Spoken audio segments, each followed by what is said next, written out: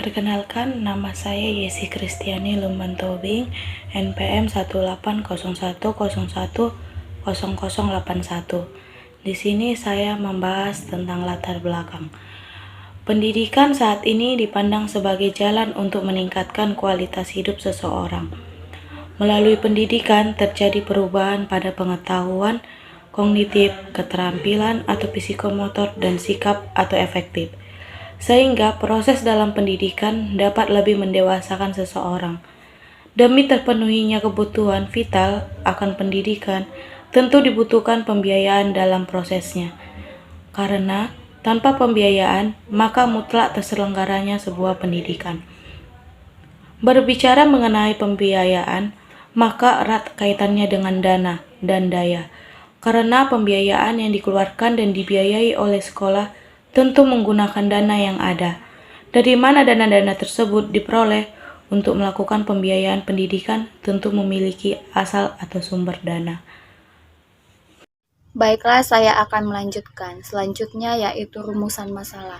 Berdasarkan latar belakang yang telah dikemukakan di atas, maka rumusan masalah dalam masalah ini antara lain: 1.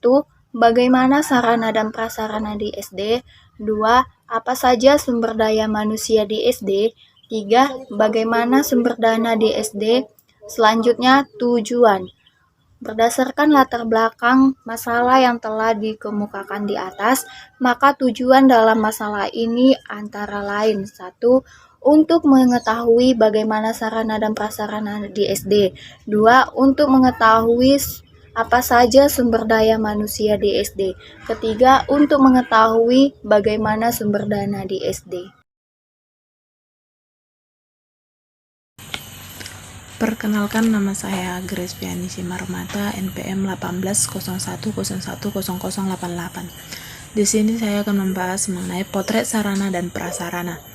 Sarana dan prasarana sekolah dasar pada umumnya sangat bervariasi, dari yang paling terbatas sampai yang paling mewah.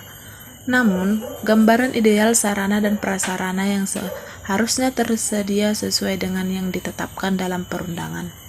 Peraturan Perundangan Nomor 19 Tahun 2005 tentang Standar Nasional Pendidikan, Pasal 42 menetapkan bahwa sarana dan prasarana yang harus ada pada setiap satuan pendidikan sebagai berikut. Yang pertama, satuan pendidikan wajib memiliki sarana yang meliputi perabot, peralatan pendidikan, media pendidikan, buku dan sumber belajar lainnya, bahan habis pakai, serta perlengkapan lain yang diperlukan untuk menunjang proses pembelajaran yang teratur dan berkelanjutan. Yang kedua, setiap satuan pendidikan wajib memiliki prasarana yang meliputi lahan, ruang kelas, ruang pimpinan satuan pendidikan, ruang pendidik, ruang tata usaha, ruang perpustakaan, ruang laboratorium, ruang bengkel kerja, ruang unit produksi, ruang kantin, instalasi daya dan jasa, tempat berolahraga, tempat beribadah, tempat bermain, tempat berekreasi, dan ruang atau tempat lain yang diperlukan untuk menunjang proses pembelajaran yang teratur dan berkelanjutan. Sebuah SD yang ideal seharusnya mempunyai sarana dan prasarana belajar yang lengkap, seperti yang dideskripsikan tersebut. Namun tidak selamanya demikian. Masih banyak SD yang serba kekurangan.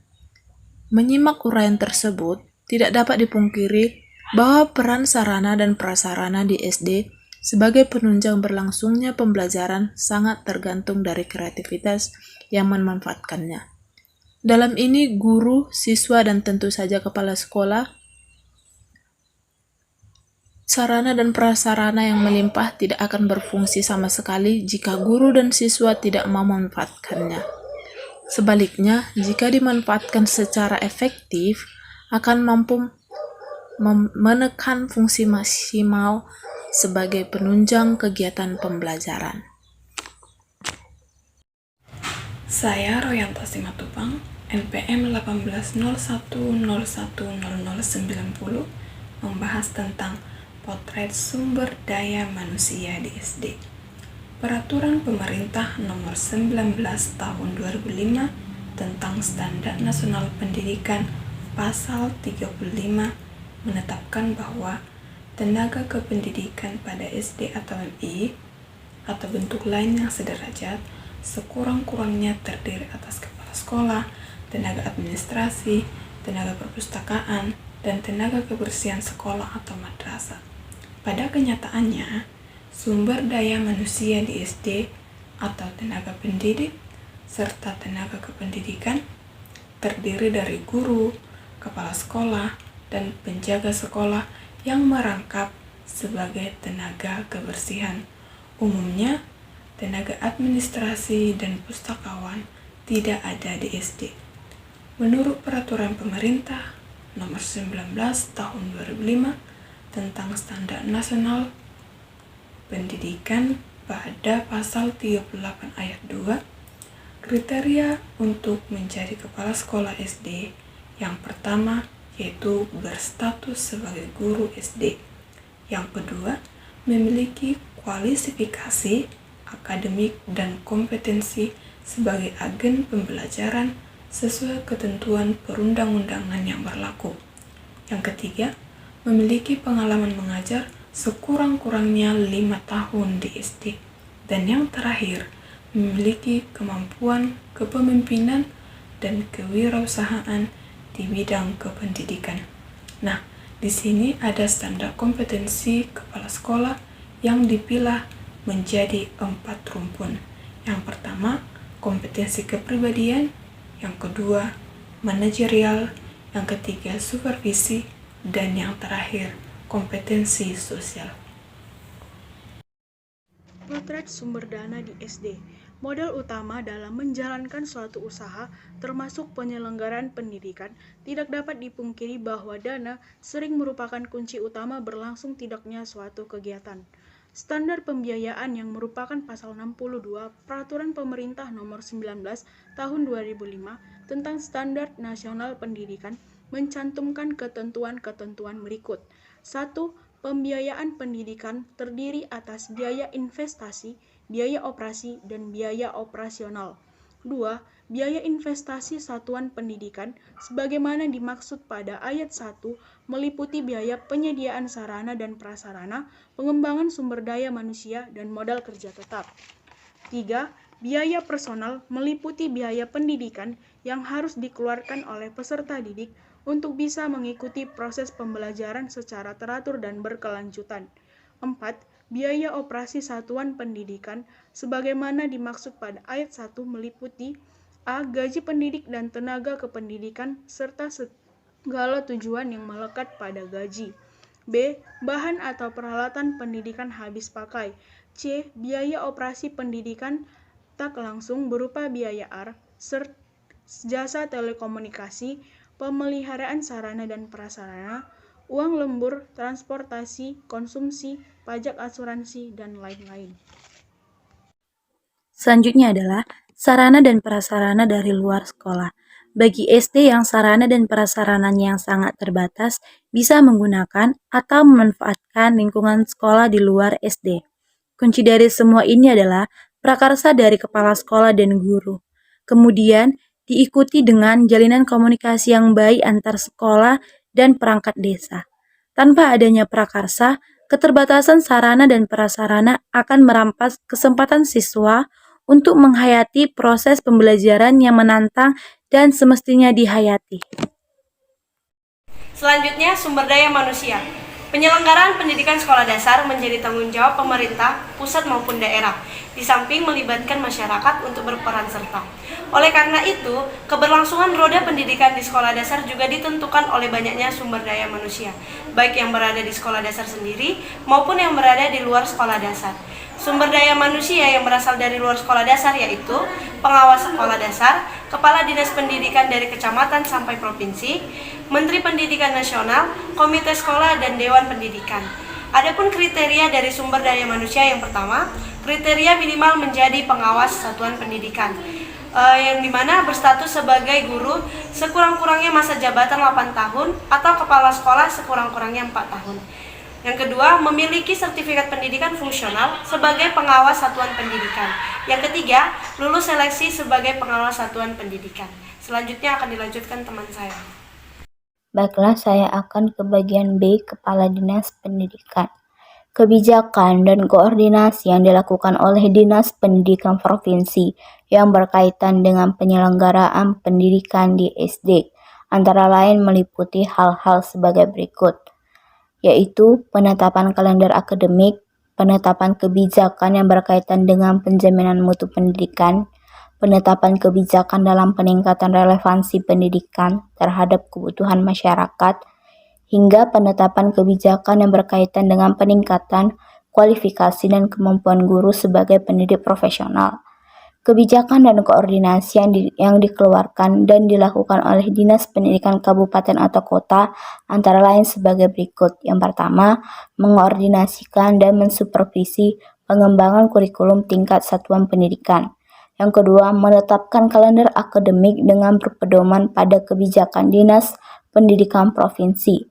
Yang ketiga, mengordinasi berbagai upaya peningkatan dan penjaminan mutu pendidikan. Dan yang keempat, mengordinasi berbagai upaya peningkatan kualifikasi dan kemampuan guru sebagai pendidik profesional. Dan yang kelima, menetapkan muatan lokal dalam rangka meningkatkan relevansi pendidikan dengan kebutuhan masyarakat. C. Menteri Pendidikan Nasional. Menteri Pendidikan Nasional bertanggung jawab terhadap pengelolaan sistem pendidikan nasional sebagaimana yang ditetapkan dalam Undang-Undang Nomor 20/2003 tentang Sistem Pendidikan Nasional Pasal 50 Ayat 1. Sistem pendidikan nasional berlaku bagi seluruh jenjang dan jenis pendidikan, termasuk pendidikan SD yang berada pada jenjang pendidikan dasar. Dengan demikian, tanggung jawab tertinggi penyelenggaraan pendidikan SD juga berada di tangan Mendiknas. Bagian D. Dewan Pendidikan dan Komite Sekolah. Dewan Pendidikan adalah lembaga mandiri yang beranggotakan berbagai unsur masyarakat yang peduli pendidikan. Komite Sekolah adalah lembaga mandiri yang beranggotakan orang tua atau wali peserta didik, komunitas sekolah, serta tokoh masyarakat yang peduli pendidikan. Setiap sekolah termasuk SD mempunyai komite sekolah, sedangkan Dewan Pendidikan hanya ada di tingkat nasional, provinsi, dan kabupaten atau kota. Kita lanjut ke bagian E, dana. Dana penyelenggaraan pendidikan di SD berasal dari berbagai sumber, yaitu yang utama dari pemerintah pusat dan pemerintah daerah. Dana BOS atau bantuan operasional sekolah merupakan program pemerintah yang berasal dari dana subsidi BBM yang bertujuan untuk membebaskan biaya bagi siswa yang tidak mampu dan meringankan bagi siswa lain dalam rangka menuntaskan wajib belajar 9 tahunnya. Penggunaan dana BOS meliputi pembiayaan kegiatan sebagai berikut. Kegiatan penerimaan siswa baru, pembelian buku teks pembelajaran, pembelian bahan-bahan habis pakai, kegiatan kesiswaan, ulangan harian, ulangan umum, ujian sekolah. Selanjutnya, pengembangan profesi guru.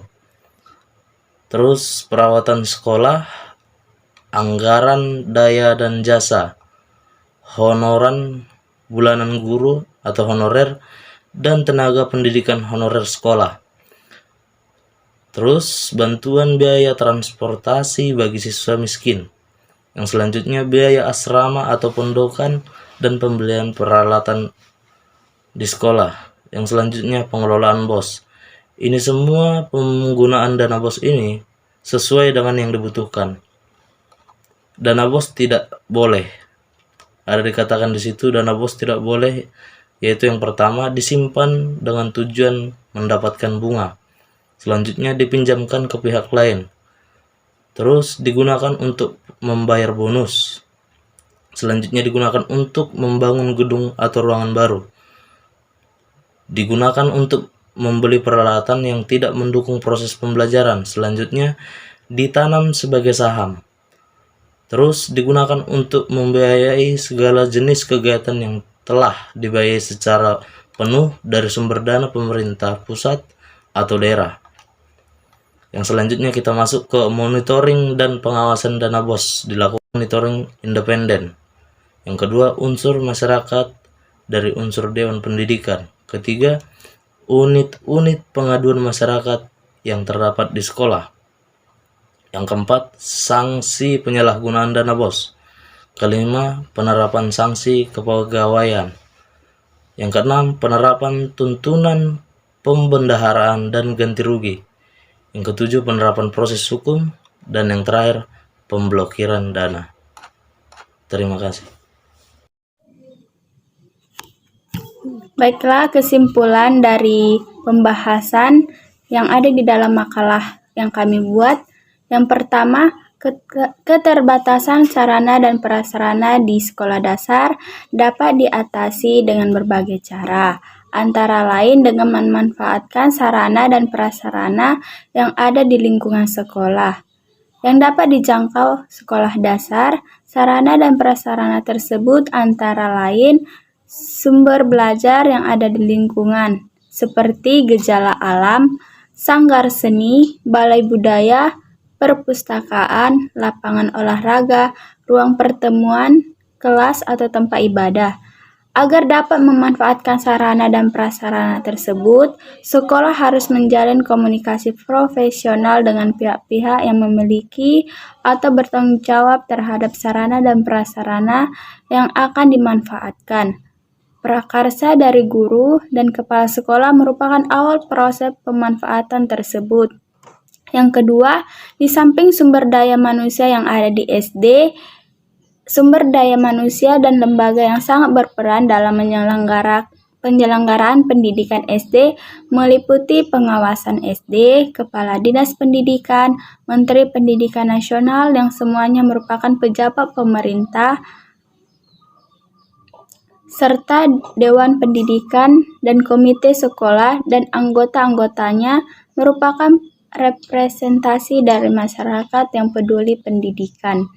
Yang ketiga, dana penyelenggaraan pendidikan di SD berasal dari pemerintah daerah berupa DOP, dari pemerintah pusat merupakan dana BOS, di samping sumbangan dari orang tua, siswa yang disalurkan komite sekolah. Baik, selanjutnya saran. Saran-saran yang perlu penulis kemukakan sehubungan dengan pembahasan isi makalah ini antara lain adalah sebagai berikut. 1. Kepala sekolah merupakan pimpinan satuan pendidikan yang sangat menentukan iklim kerja dan menyelenggarakan layanan pendidikan. Oleh karena itu, seorang kepala sekolah hendaknya berpengalaman sebagai guru SD minimal selama 5 tahun dan memiliki kemampuan kepemimpinan dan kewirausahaan di bidang pendidikan dan harus menguasai standar kompetensi kepala sekolah. 2. Memanfaatkan sarana dan prasarana yang ada di lingkungan sekolah yang dapat dijangkau oleh SD untuk mengatasi keterbatasan sarana dan prasarana. 3. Pengelolaan BOS dengan benar sesuai dengan ketentuan-ketentuan yang sudah ditetapkan. Karena jika pengelolaan dana BOS sudah dilakukan dengan benar, maka semestinya siswa SD bebas dari segala pungutan. Terima kasih.